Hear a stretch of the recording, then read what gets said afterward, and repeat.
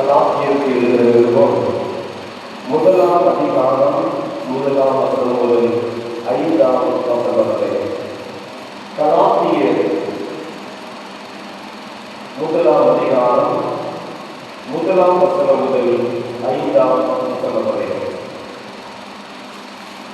மனுஷராலும் அல்ல, மனுஷர் மூலமாயும் அல்ல, இயேசு கிறிஸ்துவினாலும் அவரை மரித்தோருக்கு எழுப்பின பிதாவாகிய தேவனாலும் அப்போஸ்தலராய் இருக்கிற பவுலாகிய நான் என்னுடைய கூட இருக்கிற சகோதரர்களாலும் கலாத்திய நாட்டில் உள்ள சபைகளுக்கு எழுதுகிறதாவது, பிதாவாகிய தேவனாலும் நம்முடைய கர்த்தராகிய இயேசு கிறிஸ்துவினாலும் உங்களுக்கு கிருபையும் சமாதானமும் உண்டாவதாக. அவர் நம்மை இப்பொழுது இருக்கிற பொல்லாத பிரபஞ்சத்திலிருந்து விடுவிக்கும்படி நம்முடைய பிதாவாகிய தேவனுடைய சித்தத்தின்படியே நம்முடைய பாவங்களுக்காக தம்மை தாமே ஒப்புக் கொடுத்தார். அவருக்கு என்றென்றைக்கும் கொள்ள சதா காலங்களிலும் மகிமை உண்டாவதாக. ஆமென் என்பது பாவம் செய்தது. கிறிஸ்துவுக்குள் அன்பானவர்களே, இந்த மாலை நேரத்தில் தெய்வ சமூகத்தில் வந்திருக்கிற உங்களை கர்த்தர் ஆசீர்வதிப்பாராக. வாசிக்கப்பட்ட கலாத்தியர் 1ஆம் அதிகாரத்தை நாம் பார்க்கும் பொழுது 4ஆம் வசனம் சொல்கிறது, அவர் நம்மை இப்பொழுது இருக்கிற பொல்லாத பிரபஞ்சத்திலிருந்து விடுவிக்கும்படி நம்முடைய பிதாவாகிய தேவனுடைய சித்தத்தின்படியே நம்முடைய பாவங்களுக்காக தம்மை தாமே ஒப்புக் கொடுத்தார். அன்புக்குரியவர்களே, அப்போஸ்தலனாகிய பவுலை கொண்டு பல நிலைகளிலே திருச்சபைகளை ஆண்டவர் ஸ்தாபிக்கும்படியாக திட்டம் கொண்டார். ராஜாக்களுக்கும் பிரதானிகளுக்கும் சுவிசேஷத்தை அறிவிக்கும்படியாக தெரிந்தெடுக்கப்பட்ட பவுல் மூலமாக 3 மிஷனரி பயணங்களை மேற்கொள்ளவும் அங்கே உள்ள திருச்சபைகளை திருச்சபை ஸ்தாபிக்கவும் சபைகளை கலப்படுத்தவும் ஆண்டவர் வழிநடத்தினார். திருமறையிலே புதிய பாட்டு பகுதியிலே அதிகமான நிருபங்களை எழுதினது அப்போஸ்தலனாகிய பவுல் என்பதை நாம் அறிந்திருக்கிறோம். ஆகவே சபைகளுக்கு தேவையான காரியங்களை கற்றுக் கொடுக்கின்ற ஒரு நிலையிலே பவுல் செயல்பட்டார் என்பதை பார்க்க முடிகிறது. அன்பானவர்களே, இந்த பகுதியை நாம் பார்க்கும் பொழுது இப்பொழுது இருக்கிற பொல்லாத பிரபஞ்சம் என்று சொல்கிறார். இப்பொழுது இருக்கிற பொல்லாத பிரபஞ்சம் இந்த உலகம் என்று குறிப்பிடுகின்றார். ஆக இந்த உலகம் என்பது எப்படி என்று சொன்னால் இது பொல்லாத ஒரு நிலைதான் என்பதை குறிப்பிடுகிறார்.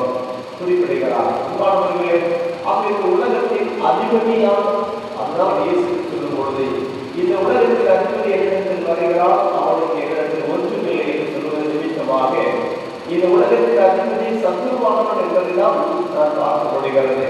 அவனுடைய ஆளுகை எங்கே காணப்படுகிறதை பார்க்க முடிகிறது. அவன் அநேக நிலைகளிலே பொல்லாத சிந்தனைகளை கொடுத்து, மாம்சத்தின் கிரியைகளை கொடுத்து ஜனங்களை வஞ்சிக்கிற ஒரு நிலை. ஆகவேதான் இந்த உலகம் எப்படிப்பட்டது என்றால் பொல்லாத ஒரு பிரபஞ்சம் உலகம் என்று பார்க்கலாம். அந்த அளவிற்கு இந்த உலகத்திலே பல தீமைகள் நடைபெற்றுக் கொண்டிருக்கிறதை இன்றும் நாம் பார்க்கிறோம். அன்றும் நடைபெற்றது.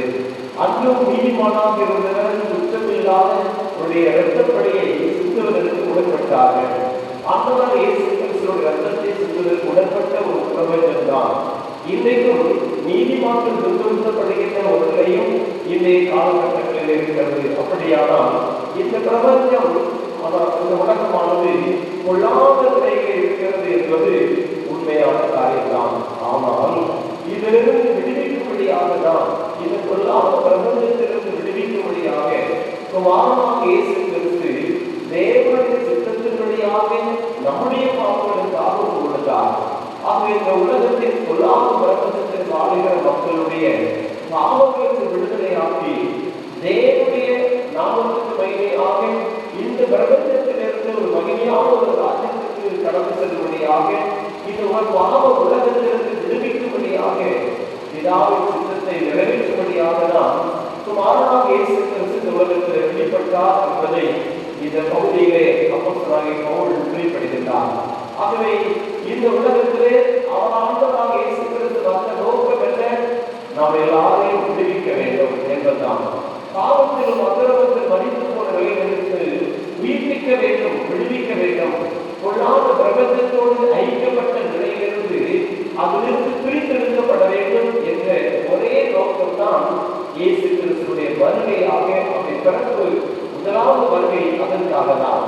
அவர் கொள்ளாத பிரபஞ்சத்திற்கு விடுவிக்கிறதற்காகவே உலகத்தில் வந்தார். அதுவும் தன்னுடைய சித்தத்தின்படி வரவில்லை, ஆனால் பிதாவின் சித்தத்தை நிறைவேற்றும்படியாக தான் உலகத்திலே கடந்து வந்தார். ஆகவே ஆண்டவராக இயேசு கிறிஸ்து அந்த நோக்கம் நிறைவேறும்படியாக நீங்களும் நானும் காணப்படுவது அவசியம். இது பிள்ளாத பிரபஞ்சத்தோடு ஒத்து வாழ்வதும் இணைந்து வாழ்வதும் காணலாம். ஆனால் நாம் எப்படி வாழ வேண்டும் என்றால் இந்த கொள்ளாத பிரபஞ்சத்திலிருந்து விடுவிக்கப்பட்டவர்களாக வாழ வேண்டும். அதுதான் ரட்சிக்கப்பட்ட ஒரு நிலை. ரட்சிக்கப்படுவது என்பது என்ன? ஒரு விடுதலை. எதிலிருந்து? பாவத்திலிருந்து விடுதலை. கொள்ளாத பிரபஞ்சத்தினுடைய அடிமைத்தனத்திலிருந்து விடுதலை. அப்படிப்பட்ட ஒரு விடுதலைக்காக தான் இயேசு தன்னுடைய நம்முடைய பாவங்களுக்காக தம்மை தாமே ஒப்புக் கொடுத்தார். அப்படியானால் இந்த உலகத்தில் ஒவ்வொரு மனிதனுக்காகவும் ஒவ்வொரு மனிதனும் இந்த உலகத்தில் பிரபஞ்சத்தினுடைய நிலையிலிருந்து கொள்ளாத நிலையிலிருந்து விடுவிக்கப்படும்படியாக தன்னுடைய ரத்தத்தை கிரயமாக செலுத்தியிருக்கிறார் என்பதை நாம் ஒருவரும் மறந்துவிடக்கூடாது. ஆகவே மீட்கப்பட்ட ஜனமாக சீயோனுக்கு கடந்து வருவதற்கு செல்வதற்கு ஆண்டவர் நம்மை கடப்பட்ட